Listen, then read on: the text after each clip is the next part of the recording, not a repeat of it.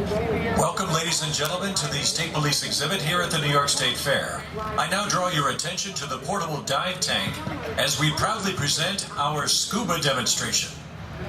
All right, good afternoon. How's everybody doing? All right, for a week anyway, right? All right, welcome to the State Police exhibit here at the Great New York State Fair, Day 3. All right, who's been here before? Who came to the fair? Who came to the fair yesterday or the day before? How many days do you actually come? Oh, really? Oh, okay. All right. Well, welcome back.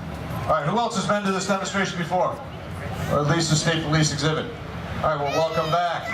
We are the underwater recovery team for the New York State Police. We cover the entire state, the upward state north of New York State, or New York City and Long Island.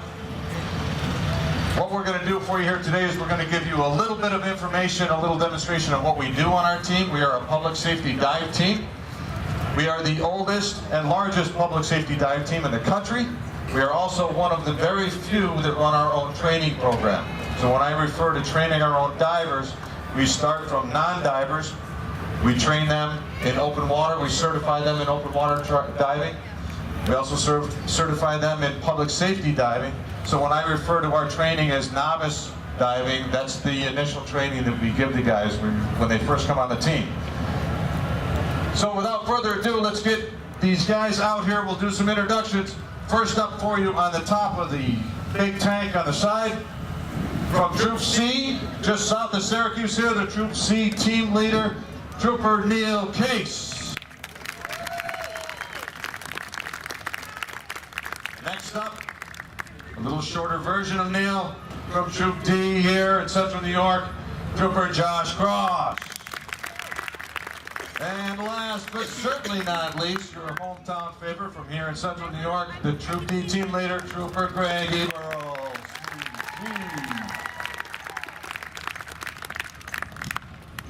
Now up in the booth we have our sound booth, our sound man, Trooper Brian DeRochi. Stick your hand out here, Brian. Let's see who you are. There you go. That's all you ever see of Brian is his hand. All right. So now we're going to get these guys in the tank. We're going to have them start doing some swimming for you. Start demonstrating some of our techniques and what we do and what we teach these guys in novice training. So let's get them geared up there. Let's get them in the water. All right. You guys ready to go? Yes? We got one. We got two thumbs. Hey. No. No, get out of that stuff. You said get suited up. Get in the water. Yeah, I think that's a little too easy. You guys have been here for a couple days. What do you say we get them dressed at the bottom of the tank this time, huh? Underwater? Yeah, let's do that. That's a better idea. Yeah, let's throw that gear in the tank. Let's do it at the bottom. All right, you guys have been whining for a couple days. We'll make this a little more difficult on you.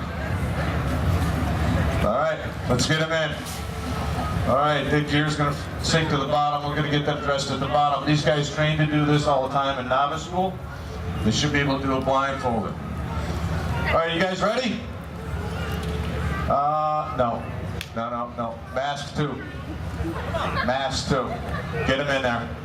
Yeah. You can't see underwater, sorry. Yeah. He doesn't see that well on top of the water, I'll be very honest with you. So it shouldn't really make a big difference to me. All right, get him in there. All right. Now, Josh has been on the team since 2015, so he's one of our newest members on the team. Neil, on the other case, get it? Neil Case. Came on the team in 2007, so he's been around a little bit longer, but he's a little bit older. So who do we think is going to win this contest and get dressed underwater? Who's going to back Josh Cross? Who out here is going to back Josh? I don't know about that. How about Neil? Who's behind Neil back there? All right, there we go. All right, let's get these guys rolling, get them in the water. All right, you guys got to help me start them up and get them in the water out here. Let's give them a countdown. Ready? You guys ready up there? Give me a thumbs up. All right, let's give them a countdown. Ready? 3, 2, 1, go!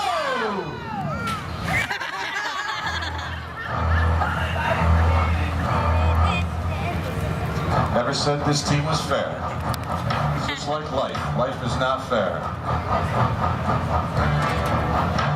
All right, Neil had a little head start. Josh is making the comeback. He's scrambling. All buckles must be buckled. All the snaps are snapped. All the belts are done. And you're done. There we go. We got a winner. Neil Case. Neil Case win. All right. Well done. Now what these guys are going to do, give you a little demonstration about what we teach them in open water training. How many scuba divers do we have certified out here today? Let me show of hands. We certified a couple guys up here. All right, this is a little bit of what you guys go through in open water training. However, these guys who go through novice training for the state police, it's an 8-week course. It's like Navy dive training. There's a lot of stress involved. There's a lot of blacked out mask work. All right, by the time these guys get done working underwater, they can do it blindfolded, backwards, upside down, and what have you. What they're going to show you now is some buoyancy control. Neutral buoyancy is what you want to obtain when you're a diver. It makes it easiest to swim through the water. You're not dragging along the bottom. You're not floating to the surface. So these guys will stay right in the middle of the water column as long as we want to. Now, when we do our search patterns, however, where's everything we're looking for? So we're actually doing a job down there. Where's everything? Sitting on the bottom in the mud, right? So most of these guys are dragging through the mud to do their job. But this is neutral buoyancy. The other thing they're going to show you here is mask clearing techniques. That's simply taking their mask off. Sometimes that gets knocked off underwater. We run into all sorts of things down here at the bottom of the lakes and rivers. Shopping carts, trees, re-rod, things like that. What they'll do is they'll put the mask back on their face. They'll hold the top of the mask to their forehead, tip the bottom out a little bit, exhale through their nose, and the water will drain right out of their mask. They'll be able to continue with their dive. Train all of our guys to fix all their problems at the bottom because we're diving up to 100 and 135 feet. And sometimes we can't just come to the surface and fix any problem we have. They have to fix it at the bottom. Next thing I'm going to show you is a regulator retrieval. This is a basic skill that they need to complete. It's simply taking the regulator out of their mouth. That's a second stage regulator that they're biting on, breathing out of. And then they have to retrieve that. And there's a couple of different ways to do it. They can dip their shoulder, sweep their arm, or they can just simply reach back and follow the hose out, retrieve that regulator, put it back in their mouth. It's a pretty important item that's on their system. After all, they breathe out of it, so it makes it pretty important down there. And the third thing will be buddy breathing. That will occur when something happens to one of their systems. If they run out of air, something happens to their equipment, they can't actually get air out of the equipment. They'll go over to their partner, tap them on the shoulder, ask them very nicely, hey, I'm out of air, you mind if I have some of your air? And their partner answers them. Sometimes it's yes, sometimes it's no. Hopefully it's yes. And they both breathe off of the same system until they can get to the surface without out of trouble and they can afford to dive safely and both of them come back.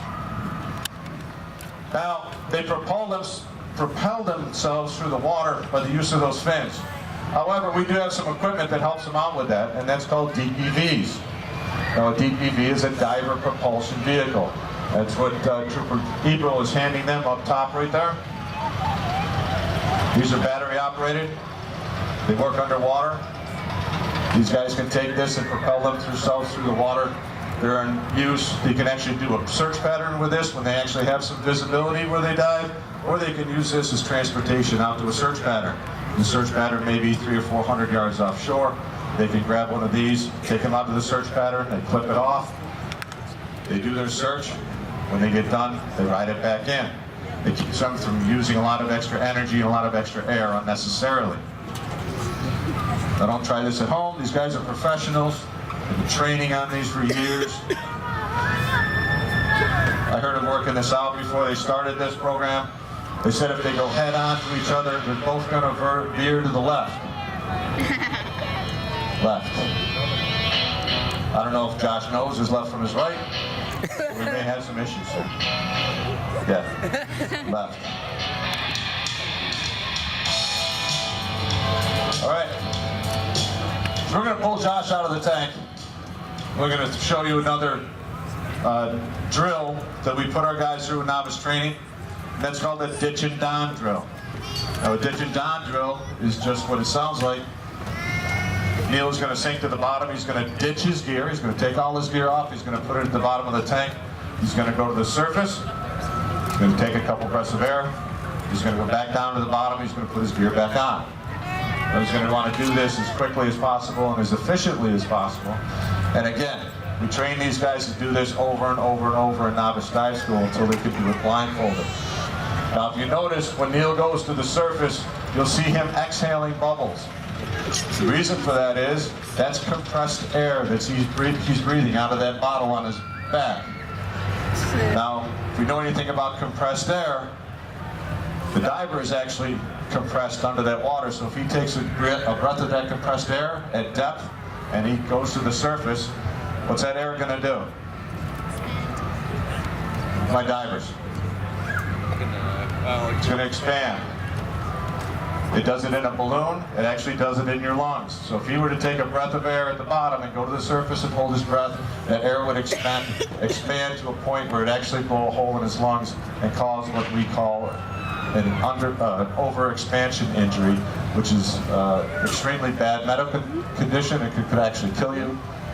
And it could happen in a very shallow pool such as this tank. So Neil's taking a breath, he's going back down, he's going to get his gear back on, he's going to complete the ditch and don for us.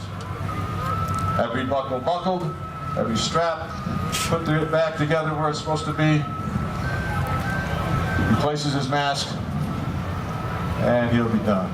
There it is, just like that. All right, well done.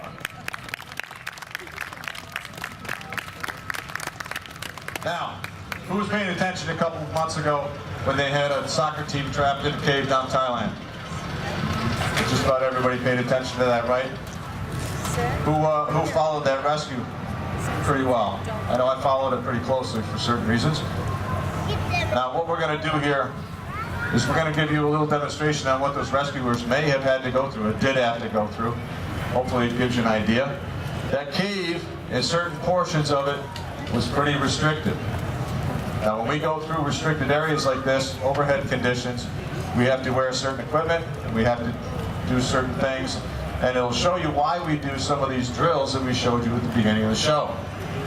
Now, you can see Josh is in the water. He's got his cave equipment on. He's wearing a helmet. There's a reason for that, because there's a roof over his head in that cave system. So what we're going to do is we're going to pass him through this restricted area, this tube, that's going to simulate a small space in that cavern that he had to go through. Now, there's a certain way he's going to do this. So he's not going to fit through there with his equipment on. So he's going to take his equipment off, just like we did in the ditch and don. He's going to hold it out in front of him, because he's going to want to take that equipment with him, because he needs to breathe off of that, right? So he's going to need that when he gets to the other side so he can continue through the cave. So you can see him passing through in front of him. He's still breathing off of his system. There's also a reason why I picked Josh to do this part of the demonstration, because you can see he's the only guy who can fit through that too. I've been telling you, more salads, man. So Josh got to the other side. He's going to pick up the item there we have for him to bring back. Nice move.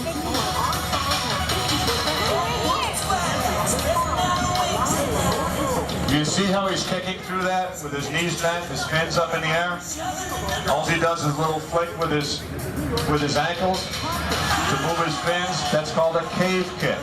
Now what that does is it keeps his fins up off the bottom of the cave and off the sides.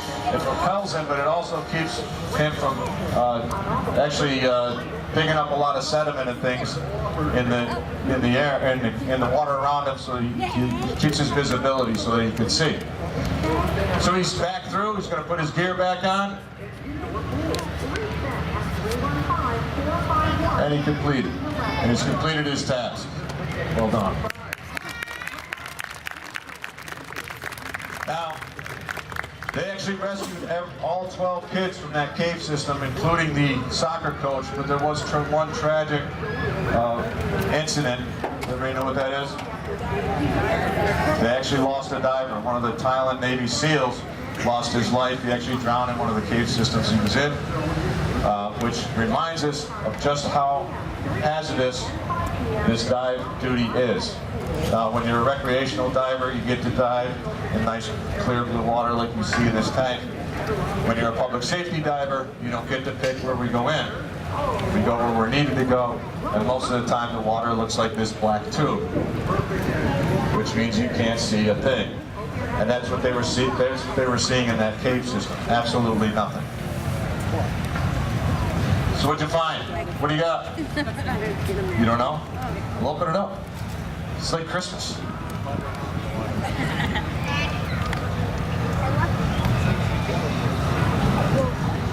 The top comes off kind of hard. Hey, all right. You got a banana. Hey, it's lunch.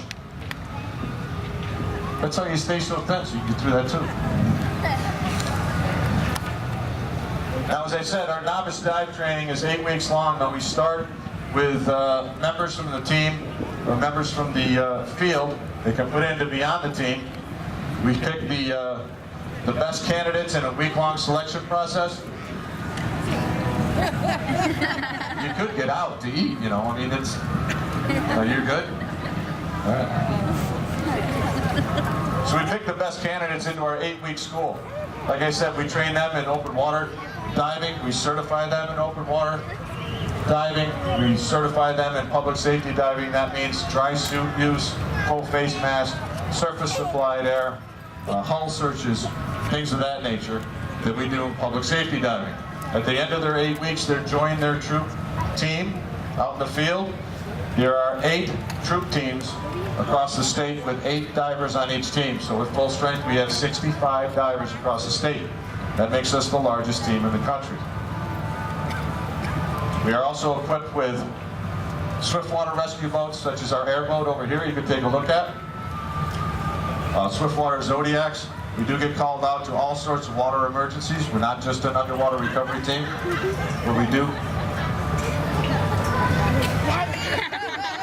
You guys are having a little bit too much fun out here, I want to say.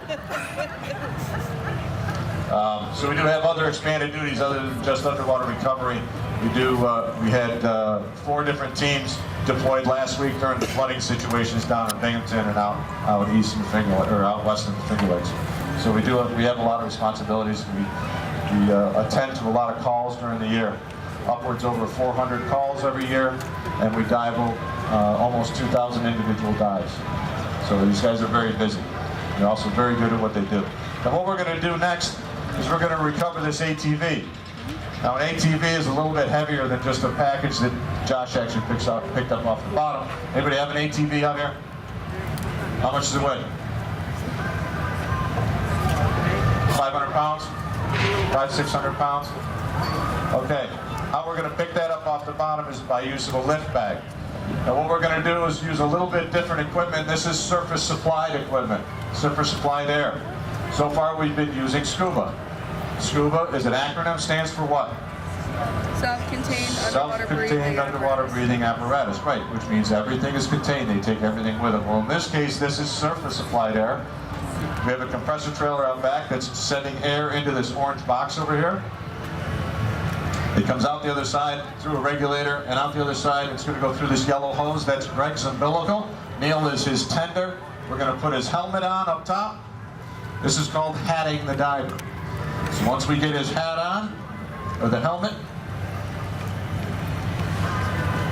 we'll get him in the water.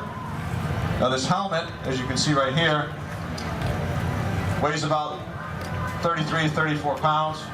And once you connect the umbilical and some of the other things that are hooked onto it, it's more like 40 to 45 pounds that are on it, that's on his head. So once we get him up and ready to go, we want to get him in the water as soon as we can. We also have communications with him. Hopefully.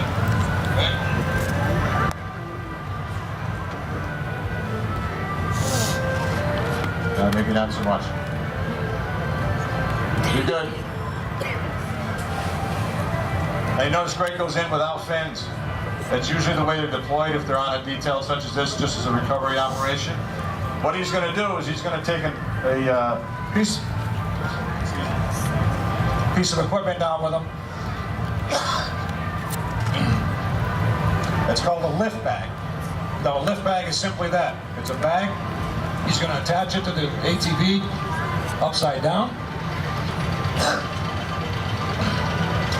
He'll use some air out of his system to put in that lift bag. That air will expand, make the lift bag buoyant. Now once that lift bag becomes buoyant enough to overcome the weight of the item we're trying to pick up, it will start to float to the surface.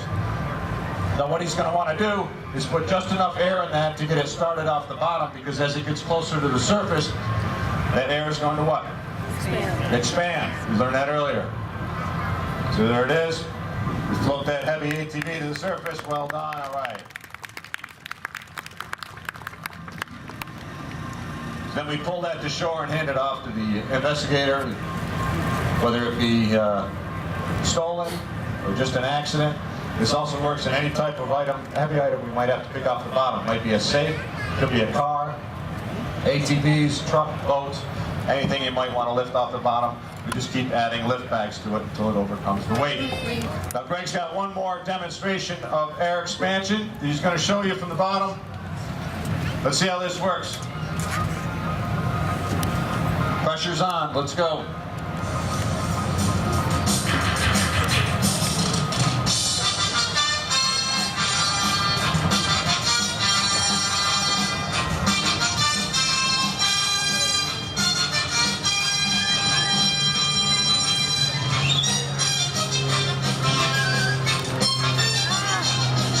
Almost made it that time.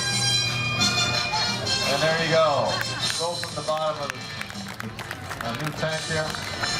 It's just shy of 9,000 gallons of water in this tank. You ready to eat a beach ball?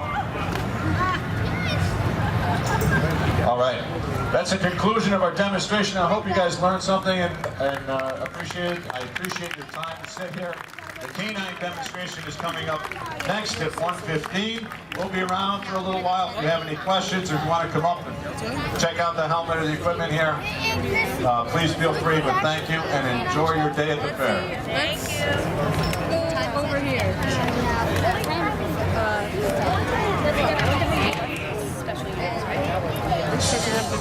Oh, you specialize. I'm a detective.